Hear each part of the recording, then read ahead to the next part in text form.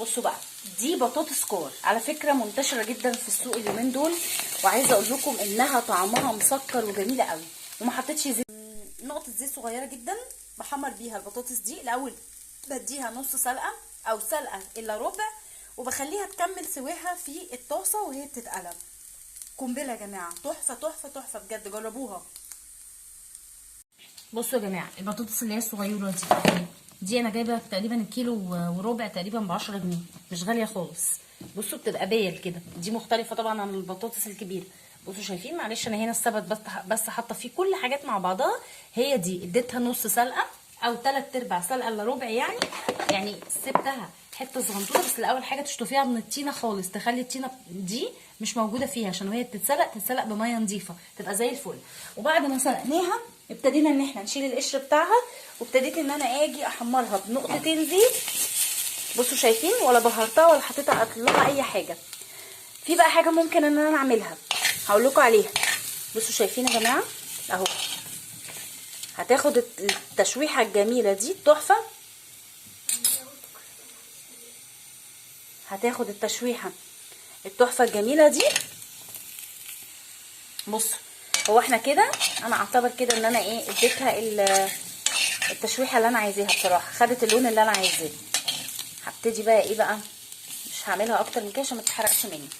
هغرفها واقول لكم بقى هنبهرها ازاي. بصوا انا كده غرفتها في الطبق، ابتدي بقى ابهرها بالبهارات العاديه. بس انا بقى هزود سيكه كده، حاجات كده، شويه ملح. خلي بالكم انا ما حطيتلهاش اي بهارات خالص، فبالتالي لازم ان انا اظبط لها البهارات شويه. ملح، كمون، فلفل اسمر، بهارات مشاوي. بصوا كمون اهو، مش هيقول لا. تمام. ايه تاني؟ فلفل اسمر. يا سلام بقى لو عندك شطه ماشي. بصوا انا عايزه بس اوريكم بس الريحه، اقسم بالله قنبله. في بقى هعمل بهارات مشاوي. بصوا يا جماعه، بهارات المشاوي دي انا بجيبها من عند كارفور او فتح الله، بس الافضل كارفور. بصوا انا هوريكم بس الشكل، شايفين؟ بصوا شايفين الجمال؟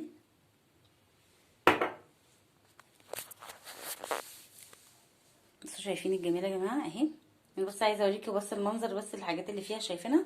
هحط على جزء منها، مش هحطها كلها، يعني اللي حابب ان هو ياكل مثلا بالمشاوي، واللي حابب ان هو ياكل الساده. تحفه. بكده يكون الطبق جاهز عندنا. طيب نفترض مثلا دلوقتي في ناس مثلا بتحبه بالرايب. انا ممكن استغل الرايب ده ان انا احط معلقه كده، يعني هقول لكم ازاي. استنى، هتبقى طبعا تعالوا. بصوا بقى، هاخد بقى معلقه كده اهو، شايفين؟ بصوا هحطها هنا اهي كده. مش عايزه اقول لكم ان تحفه تحفه. بصوا بقى كده الطبق جاهز معايا. هاخد حته كده للي حابب هنا اهو. تحفه والله العظيم، عمري ما دقت جمال كده. دوقي كده، دوقي. دوقي، تعالي اهو، يجنن. يلا اهو. سخنة صحيح؟